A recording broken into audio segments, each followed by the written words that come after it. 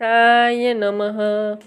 गणेश पुराण में 7वां अध्याय, उसमें पार्वती ने गणेश पूजन किया। सूत जी बोले, हे सैनिक, फिर ब्रह्मा जी ने व्यास जी को जगजननी पार्वती जी द्वारा पुनः गणेश पूजन करने की बात बताई। महर्षि भृगु बोले, हे राजन, कार्तिकी पूर्णिमा में त्रिपुरासुर के भस्म होने का समाचार प्राप्त होने पर पार्वती जी गिरी गुहा से बाहर आई तो अपने पिता हिमाचल और पतिदेव त्रिपुरारी को न देखकर वे दुखार्थ हो गई और शोक के कारण रुदन करने लगी। उनका रुदन एक भील ने सुना तो उसने हिमाचल के पास जाकर उसके रोने की बात सुनाई।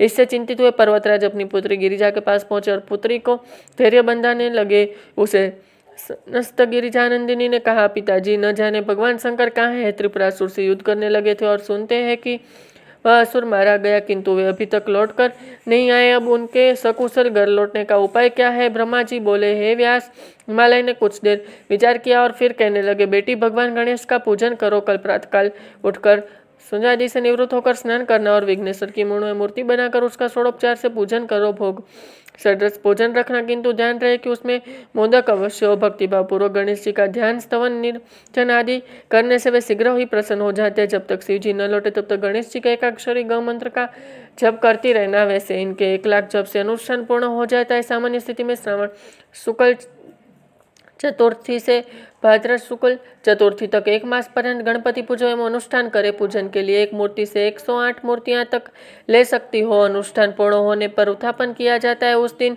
जप का दशांश हवन, हवन का दशांश तर्पण और तर्पण का दशांश ब्राह्मण भोजन करना चाहिए। फिर उन्हें दक्षिणादि देकर मूर्ति को किसी पवित्र नदी या सरोवर में विसर्जन करना चाहिए। विशेष स्थिति में यह जप पूजन अनुष्ठान आदि कभी भी आरंभ किया जा सकता है। राजा का दृष्टन कथन, हे पार्वती, कल शुभ दिन है, तुम कल से उनका पूजन और जप प्रारंभ कर दो। देखी इस अनुष्ठान के प्रभाव से पूर्व काल में एक सामान्य मनुष्य का अगले जन्म में राजा को अगर जन्म हुआ, वह राजा समस्त पृथ्वी का अधीश्वर, राजाओं का स्वामी, अत्यंत वैभवशाली हुआ। इसका नाम कदर्प था। एक बार वह राजा महर्षि भृगु के आश्रम में गया। वहाँ महर्षि ने उसे उनका इतिहास कथा सुनाई। तभी प्रसंगवश राजा ने अपने वैभव संपन्न होने का कारण पूछा तो महर्षि ने ध्यान करके बताया, राजन, पूर्व जन्म में तुम गणेश्वर के एकाक्षरी मंत्र का अनुष्ठान किया था, जिससे प्रसन्न होकर गणपति ने तुम्हें राजराजेश्वर होने का वरदान प्रदान किया। तुम जन्म एक दरिद्र क्षत्रिय घर में उत्पन्न होने के कारण जीवन भर दुख भोगते रहे। तब एक दिन अन्वगात को तत्पर हुए तो वन में भटक रहे थे। तभी सोबरी ऋषि ने तुम्हारे भेंट हुई और तुमने उन्हें संकट निवारण का उपाय पूछा। उन दयालु ऋषि ने तुम्हें गणपति के एकाक्षरी मंत्र का उपदेश किया। तब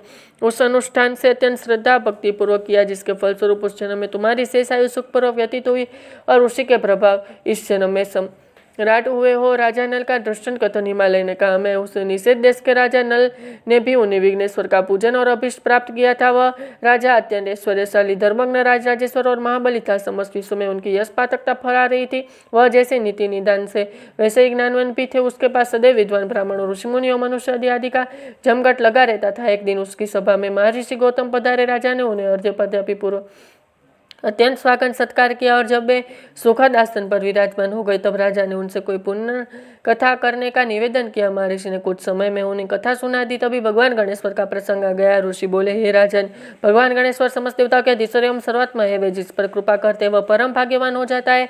राजा ने निवेदन किया, भगवान सब देवताओं के अधीश्वर तो भगवान विष्णु माने जाता। कुछ विद्वान त्रिलोचन को भी सर्वेश्वर कहते हैं, किंतु गणेश जी को सबका स्वामी कहते तो किसी को भी नहीं सुना। अब आप ऐसा क्यों कह रहे हैं। महर्षि बोले, महाराज, भगवान गणेश्वर साक्षात ब्रह्मा है। ब्रह्मा विष्णु महेश्वर तो उन्हीं प्रभु के अंश अवतार है। उस सभी ने भगवान वरदराज की उपासना करके ही अपनी अपनी कार्य क्षमता प्राप्त की थी। अन्य देवताओं, ऋषि आदि ने उन्हीं गणेश्वर की उपासना करके सिद्धि प्राप्त की है। यह जितने भी राजे महाराजा हुए वे सब उनकी भगवान की कृपा से हुए। राजन, तुमको भी इस वैभव की प्राप्ति में गणाध्यक्ष की कृपा निहित है। महाराज नल ने पूछा, प्रभु, मैंने तो कभी उन भगवान की पूजन विशेष रूप से नहीं किया। केवल विभिन्न संस्कारों और देव पूजन में गणेश जी का जो आदि पूजन होता है वह किया होगा। गौतम ने कहा, राजन, तुमने जो गणेश उपासना की है उसकी भी बात सुनो। पूर्व जन्म में तुम गौड़ देश के पीपल नगर के निवासी थे। तुम्हारा जन्म एक सामान्य क्षत्रिय परिवार में हुआ था। सर्वत्र तिरस्कृत रहने के कारण तुम बहुत दुखी थे। तब महर्षि कौशिक ने तुम्हारी भेंट हुई। तब उनसे दुख का बात कहकर उसके निवारण का उपाय पूछा। महर्षि ने कृपा कर गणेश जी के एकाक्षरी मंत्र से प्रभाव से उन जन्म में अत्यंत ऐश्वर्य राजराजेश्वर हुए। राजा चित्रानंद का दृष्टांत कथा, हिमालय ने कहा, हे पुत्री, राजा चित्रानंद की साध्वी रानी को भी उसके पति का वीर दुख प्राप्त हुआ था, जिसके निवारण गणेश्वर की पूजा से हुआ था। इसका इतिहास यह है कि राजा चित्रानंद मालव देश का राजा था। वह अत्यंत शक्तिशाली और विद्वान था। उनकी सुंदरी भार्या का नाम इंदुमती था। वह राजा एक दिन शिकार खेलने गया था भीषण आरूढ़ में एक राक्षसी तो उसके सामने हो गई। वह राक्षसी राजा पर आसक्त हो गई। उसने राजा ने परिणाम निवेदन किया, किंतु राजा ने उसकी बात नहीं मानी। इससे क्रुद्ध हुई राक्षसी राजा को खाने के लिए दौड़ी। यह देखकर राजा एवं भागा और एक सरोवर में छिप गया, किंतु वह कुछ नाग कन्याएं स्थानार्थ आई और राजा को देखकर उस पर लुब्ध हो गई। वे उसे बलपूर्वक अपने साथ पाताल लोक में ले गई और उसे प्राण निवेदन करने लगी। हे पार्वती, राजा ने उस प्रस्ताव स्वीकार कर दिया। इससे वह नाग कन्या भी रुष्ट हो गई और उन्होंने राजा को बंधन में डाल दिया। इधर रानी इंदुमती पति के लौट बनी चिंतित हुई। उसने राजा के वियोग में अच्छा भोजन आभूषण आदि का त्याग कर दिया और निद्रा रोने लगी। एक दिन भ्रमण करते हुए नारद जी वहां पहुंचे। उन्होंने रानी का अधिक व्याकुलता देखा तो दयापूर्वक बोले, महारानी, इस विपत्ति में छुटकारा पाने का उपाय तुम्हें बताता हूँ, सुनो। भगवान विघ्नाशक समस्त संकटों के दूर करने में समर्थ है। तुम उनका पूजन करके एक मस्तक उन्हें एकाक्षरी मंत्र का जप करो। इस अनुष्ठान से तुम्हारी कामना अवश्य पूर्ण हो जाएगी। नारद जी अनुष्ठान विधि बताकर चले गए। रानी ने धैर्य धारण कर शुभ दिन में प्रातकाल स्नान निवृत्त होकर गणेश्वर का मूर्ति स्थापन कर विधिवत षोडोपचार पूजन स्तवन निराजन करके जप का आरंभ कर दिया और एक मास तक 1 लाख जप का अनुष्ठान पूर्ण करा। हवन, ब्राह्मण भोजन, दान, पुण्य आदि की प्रतिमा कर विसर्जन किया। हे उमे रानी, प्रसन्नचित से उन विघ्नाशक प्रभु का फिर भी स्मरण कर दिया। तभी भगवान गणेश्वर ने बुद्धि देवी की नाग कन्याओं का प्रेरित पोस्ट किया, जिससे अन्य तुरंत ही राजा को कारागार से बाहर निकाला और उसे स्नान कराकर वस्त्र भूषण पहना और समंतापूर्वक उसे राज्य में वापस भेज दिया। यह गणेश जी की आराधना का प्रभाव था कि रानी को अपने प्राणपति की प्राप्ति हो गई। यह कहकर हिमालय चुप हो गए। पार्वती जी ने दूसरे दिन प्रातकाल प्रसन्न मन से नित्य कर्म से निवृत्त होकर गणेश जी की 108 मूर्ति प्रतिमाएं बनाई और उन्होंने सुंदर सुखद आसन पर प्रतिष्ठित कर संकल्प पूर्वक षोडोपचार से पूजन किया। फिर भक्ति भाव में स्तुति, निरांजन, प्रदक्षिणा आदि करके एकाक्षरी मंत्र का 1 मास तक जप किया। अंत में हवन, तर्पण और ब्राह्मण भोजन कराकर सभी का अभिष्ट दक्षिणा, तिरपिता आदि के से गौरत्न, अन्न, वस्त्र आदि विविध वस्तुओं का दान दिया। फिर स्वयं भोजन करके भगवान गणेश्वर का ध्यान करने लगी। इसी के प्रस्ताव से उन्हें भगवान शंकर की प्राप्ति हुई। जय श्री गणेश।